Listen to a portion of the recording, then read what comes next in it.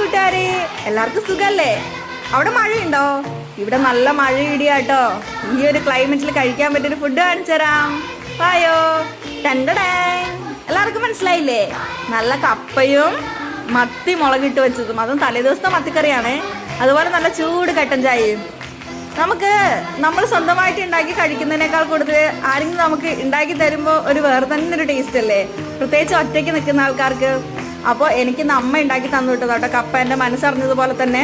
അപ്പോൾ നല്ല ഈ ഒരു ക്ലൈമറ്റിൽ നല്ല മഴയത്ത് ചൂട് കപ്പയും മത്തിക്കറിയും അതുപോലെ കട്ടൻ ചായയും ഒക്കെ കഴിക്കുമ്പോൾ ഉണ്ടാകുന്നൊരു വൈബ്, ഒരു അടിപൊളി വൈബല്ലേ. എല്ലാവർക്കും ഇഷ്ടമാണ്.